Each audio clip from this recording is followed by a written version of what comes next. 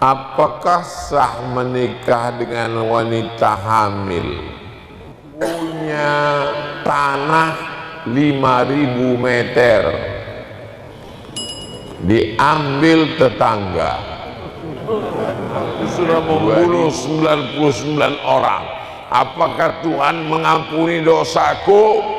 Kata pendeta Bani Israel, dosamu tidak terampuni. Diambilnya pisau, kalau begitu kau yang ke-100.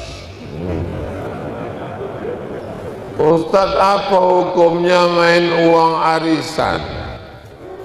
Sallallahu ala Muhammad sallallahu alaihi wasallam.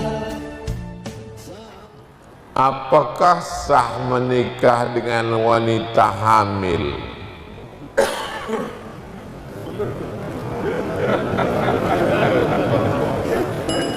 Dalam mazhab Syafi'i, perempuan yang sedang hamil menikah, nikahnya sah karena tidak masuk dalam perempuan yang dilarang untuk dinikahi. Karena kebetulan Negara Kesatuan Republik Indonesia, kompilasi hukum Islamnya, undang-undang pernikahannya pakai mazhab Syafi'i. Itulah mengapa tidak ada pakua yang bertanya waktu mau akad itu, kau hamil apa tidak? Jangan salahkan pakua kalau ada perempuan hamil menikah. Ini pakua salah. Pakua kenapa tak periksa? Itu tugas dokter kehamilan, bukan tugas aku, kata pakua. Dalam mazhab Syafi'i, perempuan hamil tidak menjadi penghalang pernikahan. Yang jadi masalah bukan nikahnya, yang jadi masalah setelah nikah lahir anak, 4 konsekuensinya. Yang pertama, anak itu tidak bisa dinisbatkan dengan si bapak ini, tidak bisa pakai bin. Kenapa? Kesalahannya apa? Karena mencoblos sebelum hari H.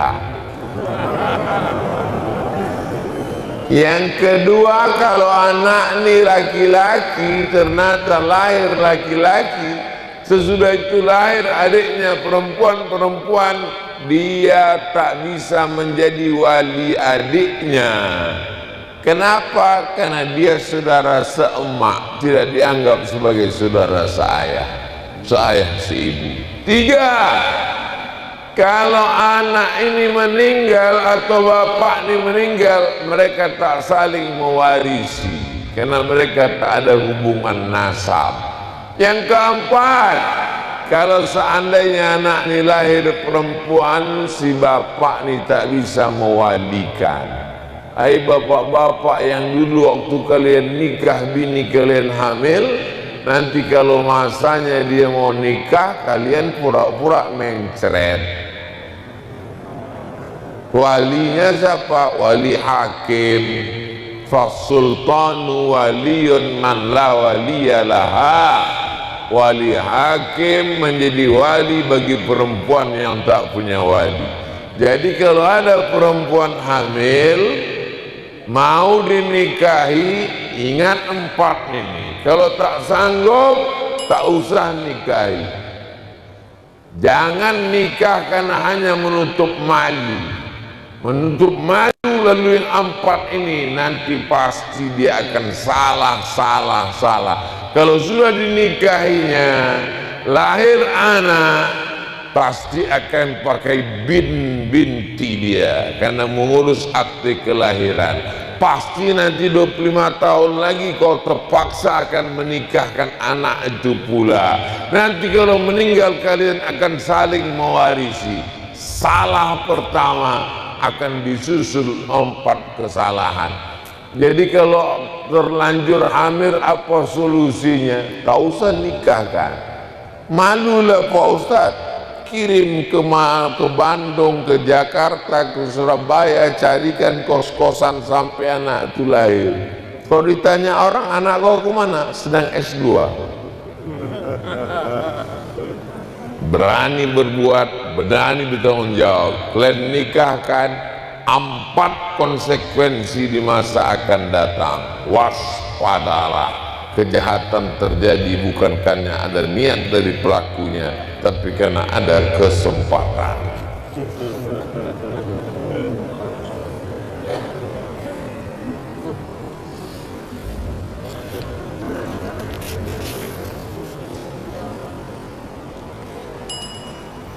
Saya punya tanah 5.000 meter,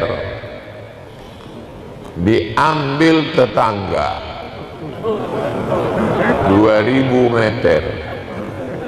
Pertanyaan saya, apakah tetangga saya berdosa? Ini bertanya pencurhat. Siapa yang menggeser sempadan tanah qaida shibrin, sejengkal, ini sempadan tanah, digesernya sejengkal, tuwiqa, maka nanti di akhirat lehernya akan dililit min sab'i aradin, 7 lapis tanah. Sejengkal 7 lapis tanah. Ini bukan sejengkal, 2.000 meter. Siap-siaplah leher kau dililit meter. Ini kan akhirat. Orang sekarang tak takut sama akhirat, malah nantang dia. Mana malaikat? Mana? Maka dalam Islam tidak hanya hukum akhirat, ada hukum di dunia. Kita tinggal di negara Kesatuan Republik Indonesia, negeri ini negara hukum. Lapor, buat BAP di Polda, Polres, Polsek, Polda kan tuntut ini di pengadilan supaya balik. Kalau ada orang mengambil tanah kita, mengambil harta kita, jangan diam. Kalau kita diam, berarti kita membiarkan dia makan haram.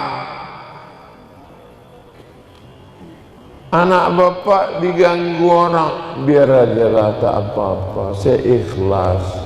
Itu bodoh, bukan ikhlas.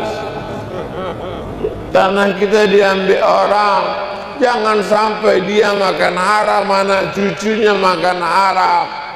Putuskan di pengadilan, bawa perkara, supaya jangan sampai dia sampai hari kiamat makan haram, anak cucunya makan haram. Gara-gara apa? Gara-gara kita diam. As-sakitu anil haq syaitan akhras.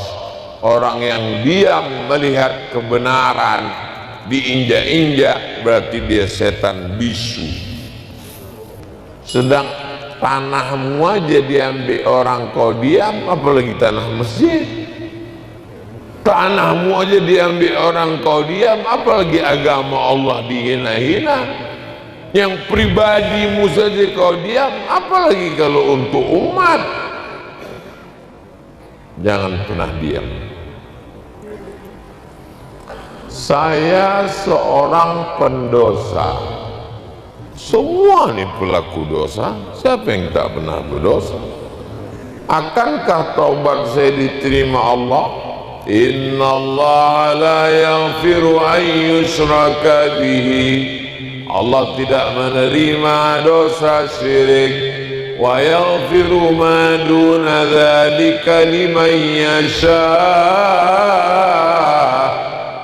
Dosa selain syirik, berjudi, berzina, minum khamar, diampunkan Allah Subhanahu wa ta'ala. Sampai kapan? Inna Allah yaqbalu taubatal abdi Allah menerima taubat seorang hamba qabla an yugharghir, sebelum ghar-ghara. Kalau sudah ghar-ghara sakratul maut, udah tutup pintu taubat. Katanya 40 tahun tertutup Pak Ustaz. Tak ada, pintu taubat tetap dibuka Allah Subhanahu wa ta'ala. Mudah-mudahan kita semua diterima Allah taubatnya.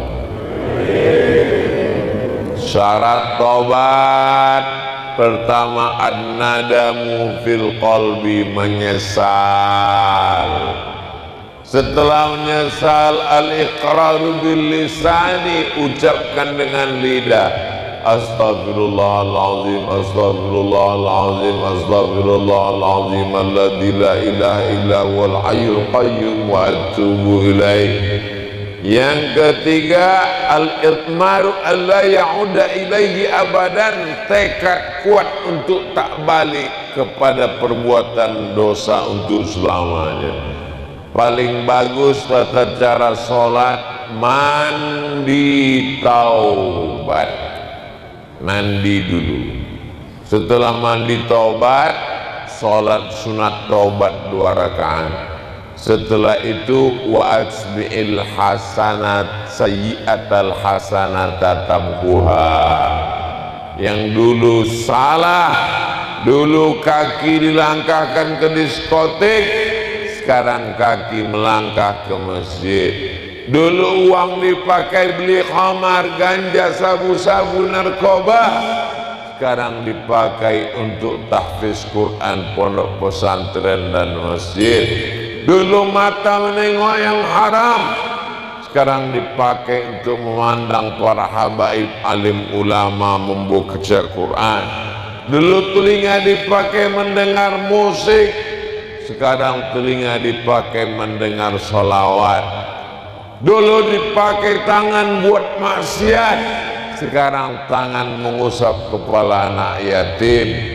Orang yang bertaubat diterima Allah. Datanglah zaman Bani Israel, seorang pembunuh sudah membunuh 99 orang. Ditatanginya pendeta Bani Israel. Pendeta, ya, aku sudah membunuh 99 orang. Apakah Tuhan mengampuni dosaku? Kata pendeta Bani Israel, dosamu tidak terampuni. Diambilnya pisau, kalau begitu kau yang ke-100. Agama Islam membuka pintu taubat seluas-luasnya.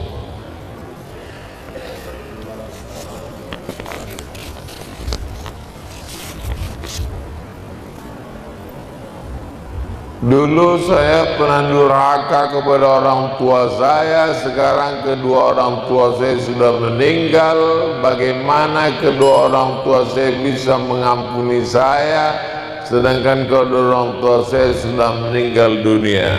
Yang pertama, doa. Rabbi firli wa liwalidayya warhamhuma kama rabbayani. Yang kedua, sedekah. Ya Rasulullah, ummi matat, mak saya meninggal, apa atasaddaqu anha? Kalau aku bersedekah pahalanya sampai apa tak sampai? Kata Nabi, pahalanya sampai. Ayu sedekatu afdal? Apa sedekah yang paling afdal? Kata Nabi, saqiyul ma, memberikan air minum. Cari pesantren yang tak ada sumur bor, yang tak ada WC, yang kurang untuk mandi, sholat dan memasak, buatkan sumur bor di situ. Kalau sumur bor sudah ada, buatkan toilet, WC, tempat mandi. Kalau sudah ada, buatkan kelas. Tak sanggup, kasih pasir batu bata. Tak sanggup semen, kasih batu bata. Tak sanggup, batu kerikil. Tak sanggup, pasir. Tak sanggup juga, mati aja lah. Yang ketiga, baca Quran. Kata Imam Nawawi dalam Riyadhus Shalihin, dalam Al-Azkar, wa in khatimul Qur'ana, kalau sanggup menghatamkan 30 juz, kalau tak sanggup sehatam Quran. Likulli syai'in qalbun, segala sesuatu punya hati. Wa qalbul Quran Yasin, hatinya Quran Yasin. Tak sanggup baca Yasin, sependek-pendeknya untuk almarhum emak, almarhumah, almarhum ayah, Al-Fatihah. Al-Fatihah pun tak sanggup juga. Jelas sudah kemana arah. Yang keempat, menyembelih hewan kurban.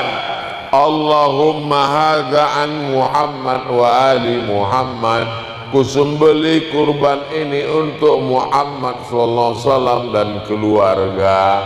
Itu dalil boleh berkurban untuk almarhum ayah, almarhum mama. Ini 2,5 juta untuk aku, ini 2,5 juta untuk almarhum ayah makku. Yang kelima, umrah dan haji. Labbaik Allahumma syukrumah. Kau menghajikan siapa? Aku menghajikan Subrumah. Kau sudah haji apa belum? Belum. Hajikan dulu dirimu, baru hajikan Subrumah. Ada duit, berangkat ke Makkah, hajikan. Haji belum, umrah. Labbaik Allahumma umrahan fulan bin fulan, ku umrahkan. Doakan mereka, mudah-mudahan Allah mengampunkan segala silap salah dosa kita, insyaallah.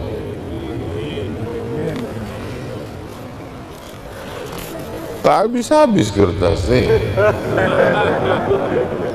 Ustadz, apa hukumnya main uang arisan? Kita berkumpul 10 orang, 100, 100, 100, 100, 100, 100, 100. Lalu kemudian duit kita pun digoncang. Goncang, goncang, goncang, goncang, goncang, gulung keluar nama saya. Berarti saya mendapat 1 miliar lah, 100 juta tadi. 100 juta, 100 juta, 1 miliar dapat. Akadnya apa arisan itu? Kalau ditanya orang, apa akad arisan itu? Arisan itu akadnya hutang. Dapat saya 1 miliar, sebenarnya dapat saya 900, karena yang 100 duit saya. Jadi sebenarnya saya berutang kepada 9 orang. Utang, utang, utang, utang, utang. Makanya kalau ikut arisan itu berarti utang sebenarnya. Kalau mau ikut arisan, yakinkan jantung sehat. Nah, takutnya tak keluar kertas, udah mati. Duit tak dapat, nyawa melayang. Kalau begitu model arisannya, akadnya utang, tak masalah. Tapi kalau datang orang ke rumah kita menawarkan ikut arisan, pesertanya tak jelas tah berapa orang, pesertanya tak jelas tah siapa saja, mau pinjam 100 juta, nanti yang diterima cuman 95, alasan yang 5 juta operasional itu bukan arisan, itu lintah darat berbaju arisan. Jelas? Caranya beda. Kalau lintah darat yang tak pakai baju arisan, pinjam 100, bayar 110. Kalau dia tak begitu, pinjam 100, yang duit balik ke kita 90, yang 10 dia bilang operasional, sebetulnya itu bunga, makanya yang balik ke kita cuma 90. Menengok pahamnya Ustaznya, Ustaz ini pernah juga belum?